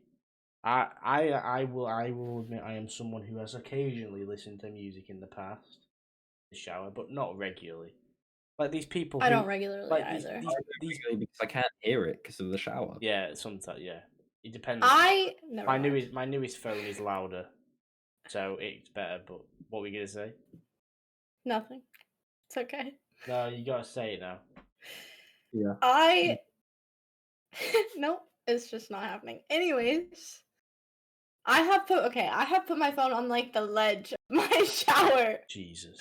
To I don't know. It's like these people who went mental over this thing that you can put your phone into in the shower. It's like, just don't bring your phone into the shower. It's waterproof. If I'm watching a YouTube video and I'm like, oh, I'm gonna go take a shower. It's not waterproof. That's what I'll point out. It's not waterproof. It's water resistant. Yeah, water resistant. If you get a drop of water on it, it'll be fine. If you soak it and flood it, it will probably be. But how I've dropped my phone in the shower or in a bath before and it's been fine. I normally just put my phone on the side. I take my phone in the hot tub and I've dropped it in there multiple times and it's fine. It's okay up to a certain depth for a small amount of time. Yeah. It's like what are you watching that is so important? Well, I haven't recently. I stopped doing it, but I don't know. I'm just might as well continue it. Just if you're in the shower for such a small amount of time, surely it should just distract you. Yeah, and sometimes it does, and I'll if I want to sit in the shower for 5 minutes, 7 minutes, then sure. Sit. Well, because sometimes as a girl, there's more you have to do in the shower than as a male. Like what? So sometimes it takes to shave my legs. If I want to shave my legs, sometimes it takes longer. That takes time. Just don't do that. Huh? What if we want to shave our legs? Go for it. Go for it. But it's. Do you do that in the shower? Some people might. You are. I'm just saying. Shave your beard. generally, females are. Obviously, you don't do that in this. I thought you said bits, and I was like, okay, that's kind of understandable, but not beard. Or May Jam, who knows? I was saying that females in society are pressured to shave their legs. So by who? I don't. Society. I'm not pressuring it. You don't. If I walk out with, if a female walks out with like hairy legs and a dress, they're gonna be looked at differently than if my legs were shaved. Yeah, it's a conversation that I don't really have an explanation for. To be honest, I don't know why it's an expectation of society. But then it's probably the same. Because it's not seen as feminine if I have hair. But if a guy walks out with his legs shaved, then nobody gives a fuck because he's a guy. People are gonna look at him. People are gonna think, why has he shaved his legs? Exactly. People are gonna look at him. But male cyclists have to shave their legs. So do swimmers. But I wouldn't say it's the same. It's the same for males, but it's just reversed. No. Yeah. In this, it is not the same for males. Mm-hmm. You could not a chance. If women who shave their legs see a guy who shaves their legs, and I'm not saying this is every woman, but if I see a guy who shaves their legs, I don't give a fuck. I keep walking. I don't give a frick. I keep walking. If a man sees a girl with hairy legs or a guy with shaved legs, they're going to look because they are more inclined to have an opinion on it. Oh, I'm not saying you would, but you were saying you would for a male. You can't you can't speak for other people for you looking at a male with shaved legs. Right. So you can't say that it's not the same. Okay. I guess I can't, but I'm just in general. I suppose the only sort of comparison you can make is that some males are expected to have a clean shaven face. Yeah. Sure. And then you can account that to similarly like shaving legs. I imagine it takes roughly the same amount of time, depends how much. But are you judged for having a clean shaven face or a beard? Depends who you normally are. in society. It depends if it suits you or not, I think. No, but you'd probably be judged for not having you'd probably be judged for having a messy beard. It's like in certain aspects of society you've got to be clean shaven. Like in the army and stuff. It's I'd say it's the same. Obviously I can't say it is, but I think that it's the same, just in different ways if you think about it. Like almost reversed. But obviously no one knows if it's the same. No one knows if it's more women. Because males who don't suit facial hair is expected. The difference is it's a societal pressure for me to shave my legs. Just based on. Yeah, but this is what I'm saying. But it's not a societal pressure for men to shave them. No, but this is what I'm saying. It's almost reversed. It could be a societal pressure to not shave their legs because it's not seen as masculine. It's seen as feminine to have your legs shaven. Yeah, you could have males who. That's what I'm saying. Want to be more. Exactly. Like if a man wants to shave his legs, he could get stared at just as much as a female. If he wants to shave his legs, like if he's a cyclist. If you are a female growing up, you are taught that it's put into your brain that you're gonna shave your legs, and it's not attractive if you don't shave your legs. It's not feminine if you don't shave your legs. Okay, let's say that obviously I can't say this happens because I don't know if it does. But let's say if two women adopt a child, a male, a boy, a male child, they get the boy gets brought up to shave his legs. That's all he knows. He might get judged growing up getting his. But obviously, I'm not saying it's. I can't say it's the same, or if it's not the same. This is what I'm saying. No one can say it's the same for different people or whatever. All I'm saying is that there are. I don't know the word. There are instances that it could be the same but different for the opposing gender. I mean, right, but then it's not the same if there's no same but different. Yeah, but like in something it's like that. the same, not the same amount of pressure. Well, yeah, the same amount of pressure, but for a different thing, just because of the different gender. Do you think that a boy who grows up in that sort of household where he's got two mothers, do you think he naturally becomes more feminine? I say it depends. It depends on how they're raised. Because do you think there could be an argument Obviously, that there is more of there's a chance. there's more of because a. there's no. I mean, I I think don't think there's any evidence behind this, but do you think there is a chance? Do you think the chance of that male coming out as gay being higher because he's raised in a more No. I think that is something that I guess it I don't depends think it's on the couple choice. who are raising the child. True. Because obviously you get those. I mean, that's associating homosexuality with feminism. I don't think your sexuality is a choice, though. What do you mean? It's not a choice. Like if I don't. I think you grow up, and you yourself, like you can obviously choose to come out as like gay or bisexual. Obviously, you can't choose what you're attracted to.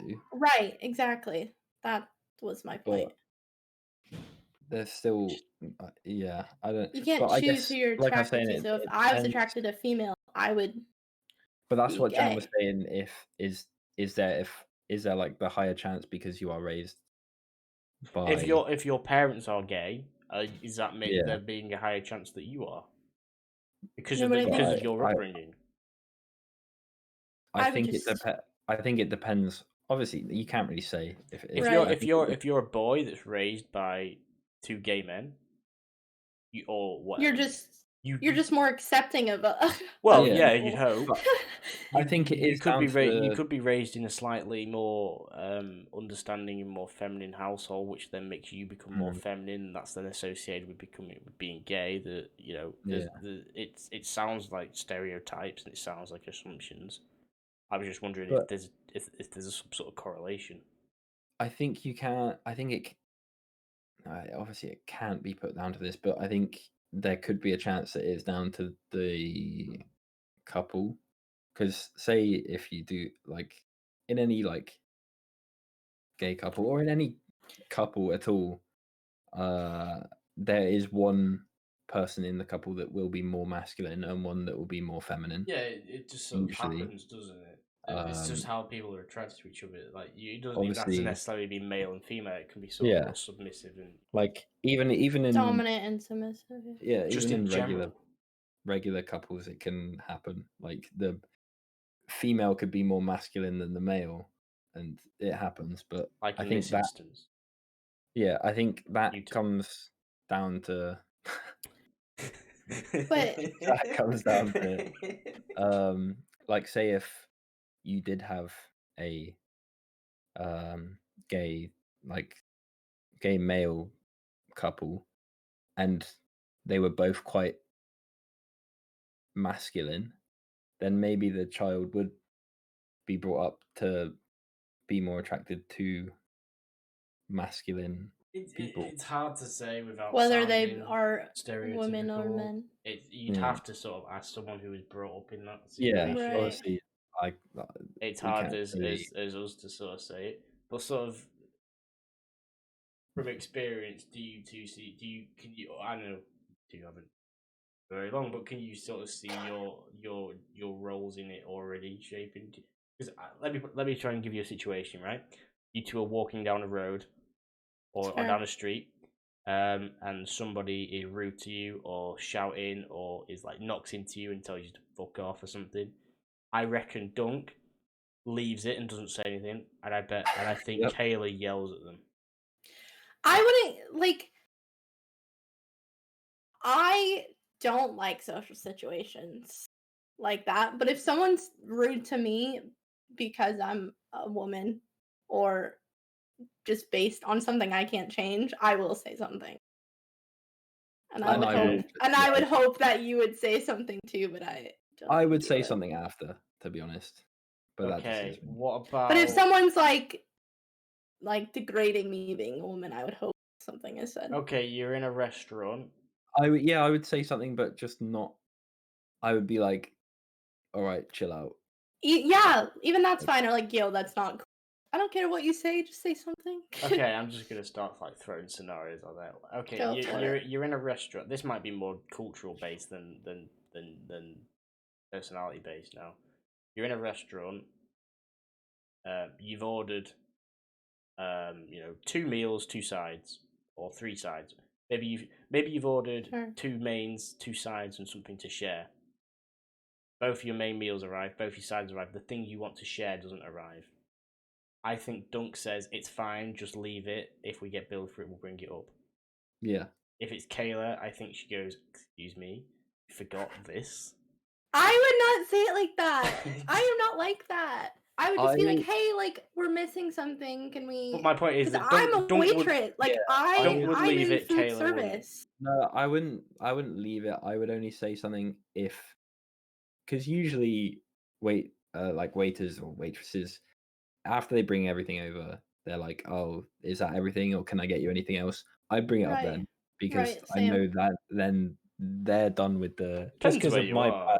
If something's wrong on my meal, I don't say anything. Yeah, I won't say anything. Because to be fair, I think having experienced service in both the UK and America, like the American service industry, for considering how little they get paid, is very much more attentive than British. Yeah, like, they'll be like, "How you guys doing?" You work for your tips. You get water because no matter how you work in the UK, you get paid pretty much. True. Obviously, it depends how well you work, kind of in America. Right. Like you have to be liked by your as a waitress by your customers to get the bulk of your pay. Your performance not dictates, but affects your pay. It does though, yeah. Because say a minimum wage here is like $12. If you're working a waitress job, you can get paid like $8 and just be expected to get that in tips. So you do have to work for money. Yeah, I could show up at work and be grumpy all day and get paid the same amount as going to work the next day, asking questions to every customer I see, being really friendly to them. I'd get paid the same amount. Yeah. You get away with it a bit more. Yeah, exactly. But that's obviously the cultural difference. Yeah. Let me try and think of another situation like confrontation where there'd be a difference in approach. He knows this. I hate confrontation. No, but you come with a passion. I will start crying if I have to confront someone about anything. But you come across as someone that would interact with a stranger in public more than Dunk would. If you you had to, or if it was avoidable. Because I don't interact if I don't have to. Yeah, I've developed a little bit more even at more. Even at say if I'm in a social situation with all my friends, I wouldn't interact with someone there if I don't have to, even if they're my friend.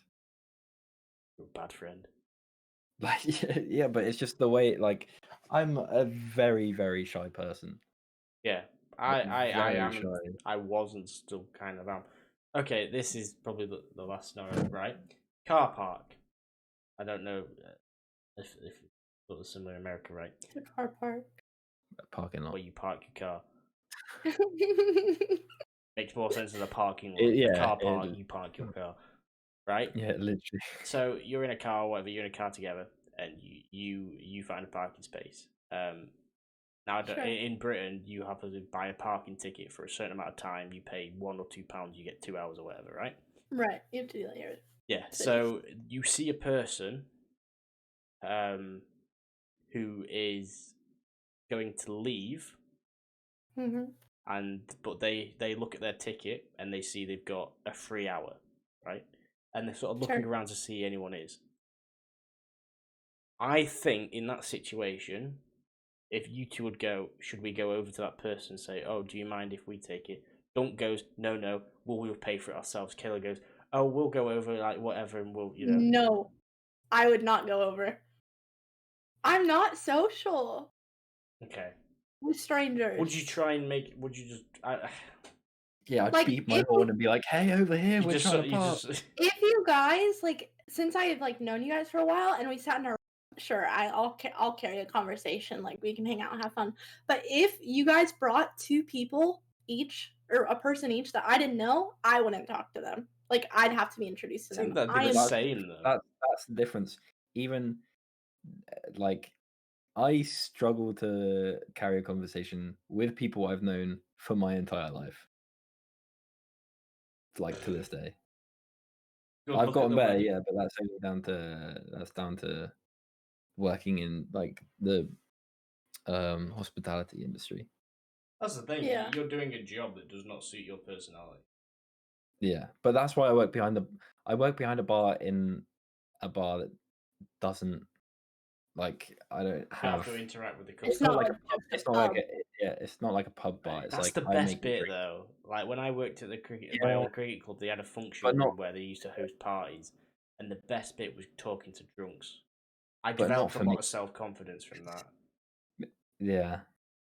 You know, sort of, I'd be, you know, they'd be sort of half could be like, oh, pint, I'm please. still incredibly shy, but I would say I'm more outgoing compared to Good on the shy people taking up service jobs.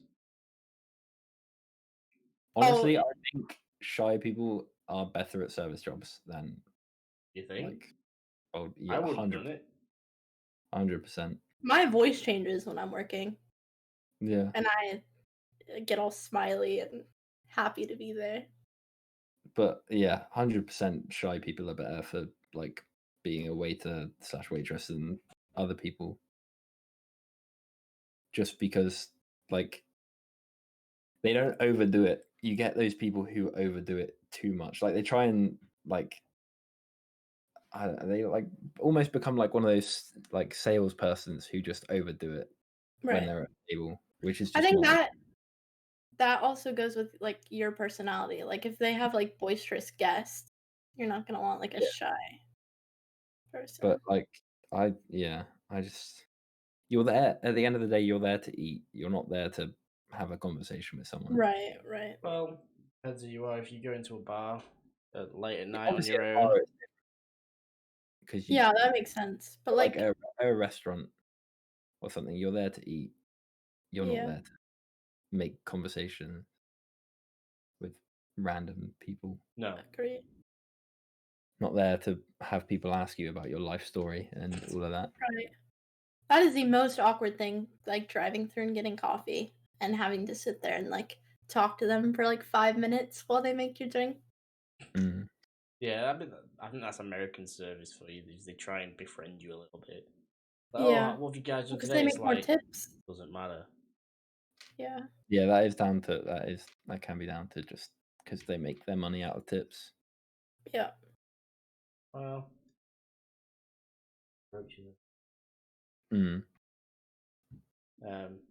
Yeah, it is interesting. But I think time to wrap up. That is over the 2-hour mark. I didn't think we were going to get it. I thought we were only going to go for like an hour and 15 because I thought it was petering out a little bit, but we've carried on. We revived it. Yeah, some good conversations in there. Back to life. Some good chats. And for it. once, no stocks.